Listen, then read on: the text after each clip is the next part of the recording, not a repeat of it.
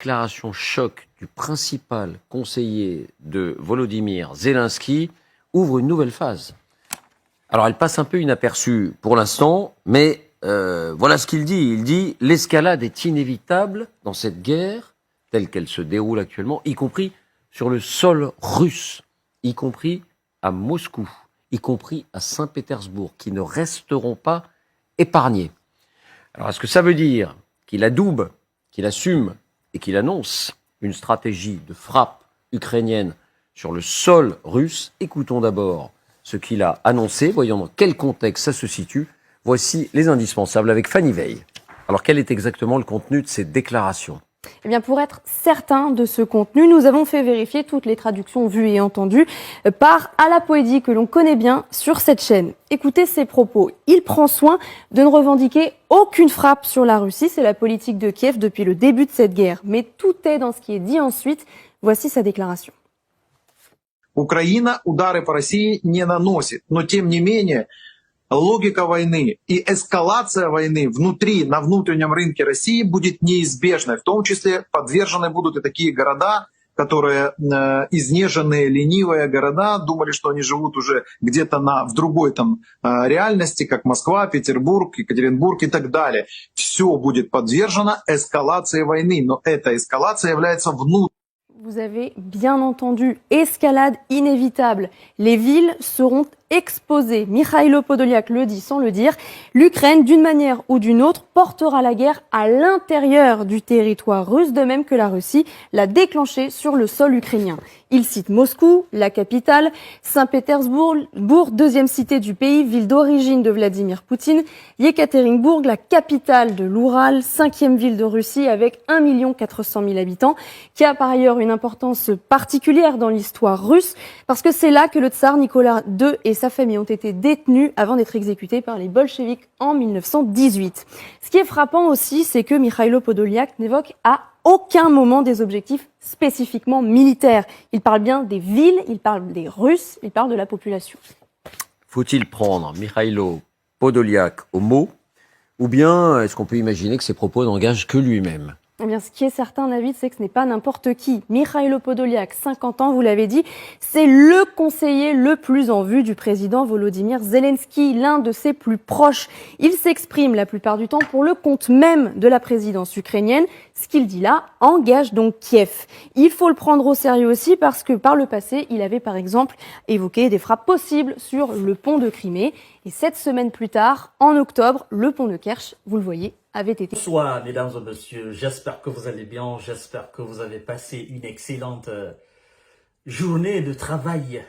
Chers monsieur, chères dames, chères demoiselles, où que vous soyez, à travers les 4 coins du monde, que la paix de l'Éternel, le Tout-Puissant, le Maître de l'univers, soit avec et sur vous.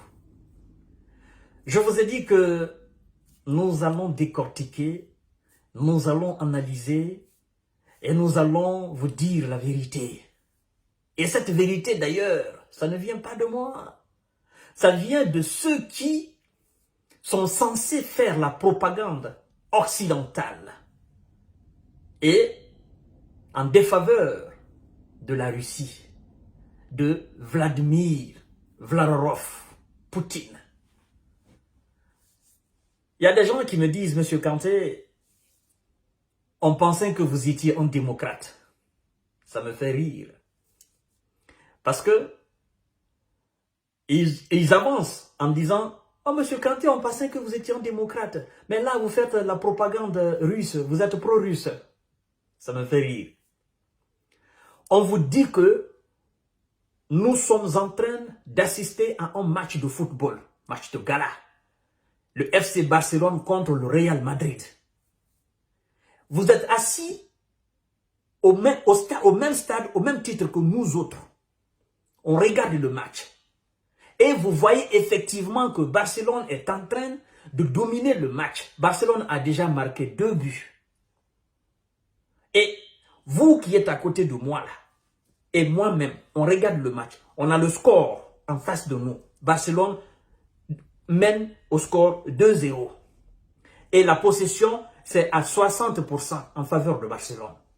Mais vous voulez que moi, je fasse la propagande du Real Madrid pour dire que c'est le Real qui mène au score 2-0 et que la possession, c'est en faveur du Real Madrid.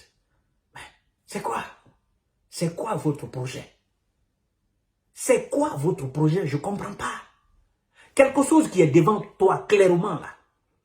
Ceux qui sont censés faire la propagande occidentale, ceux-là même se sont rendus compte de la réalité du terrain. On vous parle de cela. Et puis vous traitez les gens de pro-russes. Il y a quoi? Il y a quel pro-russe dedans? C'est la réalité en face de vous. Ce sont les médias français eux-mêmes qui relayent ces informations sur leur plateau de télévision. Et c'est ce que nous autres nous commentons. Eux, ils sont plus informés que nous. Eux, ils ont des éléments sur le terrain qui directement les donnent des informations. Et c'est pourquoi, pour ne pas mentir, on fait des petites coupures, là, on vous montre. Alors, il y a quel pro-russe dans ça? C'est la réalité. Chez nous, là, dans le mandingue, il y a un adage qui dit que même si l'œil ou les yeux ne supportent pas le poids du bagage, ils savent au moins mesurer la quantité que la tête peut supporter. Chers messieurs, chères dames, chères demoiselles, il n'y a pas à faire de démocratie dans ça. La démocratie, on vous a dit, on vous a enseigné à l'école que la démocratie, c'est le pouvoir du peuple par le peuple et pour le peuple. C'est faux. La démocratie est loin de cela. Le pouvoir du peuple par le peuple et pour le peuple, c'est quoi? Avant de parler du pouvoir du peuple par le peuple et pour le peuple, il faut d'abord penser à la création de ce pouvoir-là. Un peuple affamé a-t-il un pouvoir? Un peuple qui vit dans l'insécurité a-t-il un pouvoir? Un peuple malade a-t-il un pouvoir? Un peuple ignorant qui n'est pas éduqué a-t-il un pouvoir? Un peuple chômeur a-t-il un pouvoir? Chers messieurs, chères dames, chères demoiselles, africains et citoyens du monde, laissez-moi vous dire que la démocratie, c'est une condition de vie idéale que l'on crée, que l'État crée pour son peuple. La condition de travail, l'emploi, la santé, assurer la santé, l'autosuffisance alimentaire, assurer la sécurité et l'éducation. Quand ces 5 points sont assurés par un État, on n'a même pas besoin de parler de démocratie là. Ce peuple-là vit naturellement dans la démocratie. Parce que quelqu'un qui travaille, quelqu'un qui arrive à subvenir à ses besoins, c'est quelqu'un qui respecte les lois, c'est quelqu'un qui n'est pas en conflit avec la loi, c'est quelqu'un qui mange bien, c'est quelqu'un qui tombe moins malade, c'est quelqu'un qui vit dans la sécurité d'abord, et c'est quelqu'un qui sait ce qu'il veut. Cette personne-là respecte naturellement les lois de la République. Cette personne-là est une personne référentielle. Et donc, on vous dit en Afrique et à travers le monde, surtout dans les pays en voie de développement, on vous dit la démocratie, c'est le pouvoir du peuple par le peuple. C'est faux. C'est faux. Il y a des conditions qu'il faut créer d'abord avant de parler de la démocratie. Il y en a qui pensent que la démocratie, c'est seulement la liberté d'expression. C'est loin de là. Nous sommes encore loin de la démocratie française. Nous sommes encore loin de la démocratie américaine. Nous sommes encore loin de la démocratie russe. Et vous devez savoir d'ailleurs que la démocratie américaine est différente de la démocratie française, qui est aussi différente de la démocratie allemande, qui est aussi différente de la démocratie russe, qui est aussi différente de la démocratie chinoise, qui est aussi différente de la démocratie japonaise. Les Européens vous diront qu'il n'y a pas de démocratie en Russie. Les Russes vous diront qu'il n'y a pas de démocratie en Europe. Alors, dites-moi, vous avez quelle démocratie au Mali? Vous avez quelle démocratie en Guinée? Vous avez quel type de démocratie en Côte d'Ivoire? Vous avez quel type de démocratie au Niger? Vous avez quel type de démocratie au Nigeria, au Maroc, en Algérie? Je dis, travaillons. Ça, c'était l'introduction. Chers messieurs, chères dames, ça, c'est le conseiller direct, spécial du président ukrainien, qui parle dans un langage. Vous avez vu, même les journalistes disent que certainement c'est une simple déclaration. Parce que eux, ils mesurent l'ampleur C'est-à-dire, il mesure la grandeur des propos de ce monsieur-là, les ambitions de ce monsieur-là. Eux, ils n'imaginent même pas. Même dans leurs rêves, ça ne vient pas. Quelqu'un qui parle de bombarder des villes emblématiques de la Russie. En ce 21e siècle-là, l'Ukraine. Et toi, tu es dans ton pays. Quelqu'un est venu t'agresser dans ton pays. Quelqu'un a annexé une partie de ton pays. Tu n'arrives pas à retirer la partie de ton pays là dans la main de ce quelqu'un. Et puis c'est toi qui sautes pour aller bombarder les villes emblématiques de ce quelqu'un sur son sol. Ça, c'est quoi ça? Il faut d'abord récupérer la partie de ton pays qui est prise par la personne, qui est prise par la personne, et puis tu penseras maintenant à attaquer la personne sur son territoire. C'est simple. Mais ne laisse pas la partie de ton pays là dans la main de ce dernier et pensez à bombarder les villes, les coins stratégiques, les villes emblématiques, les grandes villes de cette personne-là. Ce serait complètement creuser sa propre tombe. Oui. Parce que laissez-moi vous dire, si l'Ukraine, avec la complicité des États-Unis et l'Europe, s'hasarde à attaquer une ville, Moscou, Saint-Pétersbourg, ces grandes villes de la Russie, là, s'hasarde à bombarder, ça veut dire que nous sommes naturellement et directement plongés dans la guerre mondiale. C'est que nous ne souhaitons pas.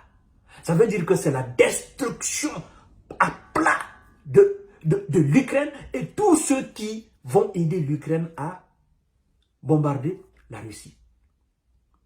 C'est pourquoi je dis d'ailleurs que nous autres qui vivons ici en Europe, les Américains là-bas, qui avons actuellement l'esprit saint, nous devons penser à la place de Zelensky et de son administration. Je comprends Zelensky, ça le déplace complètement, la situation le déplace. Il est désemparé. L'administration ukrainienne est complètement débordée, complètement désemparée. Elle ne sait plus à quel sens se vouer. Donc, les imaginations, ça vient comme ça dans leur tête. Ils rêvent de finir complètement, de dominer la Russie, de mettre l'armée, de mettre la Russie à plat. Mais ça, c'est dans les rêves. Maintenant, sur le terrain, dans la réalité, c'est tout autre. C'est pourquoi je demande aux dirigeants européens et américains de faire raisonner Zelensky, de lui dire que on ne peut pas t'accompagner. Ça, c'est un projet suicidaire. Non, non, non, non, non, non, on ne peut pas. C'est un projet complètement fou. Il faut que on s'assoie autour de la table, qu'on discute et qu'on trouve solution quand même, monsieur Zelensky. Tu comprends quand on dit la grande Russie avec le nucléaire, tu sais ce que ça veut dire? Les milliers de têtes nucléaires, tu sais ce que ça veut dire? Hein? Quelqu'un qui peut rester chez lui et nous bombarder aux États-Unis en moins de 10 minutes. Quelqu'un qui peut rester chez lui et attaquer les villes européennes en moins d'une minute. Toi, tu parles d'aller bombarder les villes de ce dernier. Moi-même, je vais baisser ma voix pour ça. Parce que c'est quelque chose qui est très, très grave. Ça dépasse l'entendement. Ce serait complètement bousiller notre univers.